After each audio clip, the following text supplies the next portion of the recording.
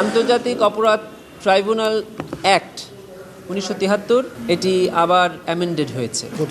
অন্যতম যে সংশোধনীটা সরকার করেছেন সেটি হলো, আপনারা দেখবেন যে আমরা মামলার তদন্ত করাকালীন সার্চ এবং সিজড ডকুমেন্টগুলোকে এক্সামিন করার জন্য কোর্ট থেকে বারবার অনুমতি নিয়েছি কয়েকদিন। 1973 সালের আইনে এই অনুমতির কোনো প্রয়োজন ছিল না। পরবর্তীতে একটি সংশোধনী আনা হয় যে কোর্টের পারমিশন লাগবে সার্চ এবং সিজের জন্য। নতুন অ্যামেন্ডমেন্টে এই অপশনটিকে উঠিয়ে দিয়ে তদন্তকারী কর্মকর্তাকে এক্সক্লুসিভ পাওয়ার দেওয়া হয়েছে যে উনি যে তদন্তকালে প্রয়োজনীয় যে কোনো ডকুমেন্ট সিজ করতে পারবেন এবং যে কোনো স্থান সার্চ করতে পারবেন, আর তদন্তকালে প্রাপ্ত ডকুমেন্টকে এক্সামিন করার জন্য কম্পিটেন্ট অথরিটির কাছে প্রেরণ করতে পারবেন। আরেকটি অন্যতম সংশোধনী যেটা হয়েছে সেটি হলো যে আসামিকে তার যে সময়টি ডিফেন্স করার জন্য সময় ছিল 6 সপ্তাহ, সেটাকে 3 সপ্তাহ করা হয়েছে। 2024 সালের সংশোধনীতে ট্রাইব্যুনালের ক্ষমতা দেওয়া হয়েছে যে আসামির সম্পত্তি এটি ভিকটিম অথবা রাষ্ট্রকে প্রদান করা হবে। এখানে সংশোধনী এনে এই আইন বা এই ধারাটিকে কার্যকর করার জন্য ডিউরিং ট্রায়াল আসামির ওই সম্পত্তিকে যেন ফ্রিজ করে রাখা হয় বা সেটিকে ট্রাইব্যুনাল তার অধীনে নিয়ে নিতে পারে, সেই এখতিয়ার ট্রাইব্যুনালকে দেওয়া হয়েছে। এবং বিদেশ যাত্রায় তাদের ব্যাপারে ট্রাইব্যুনাল যে কোনো সিদ্ধান্ত দিতে পারে, সেই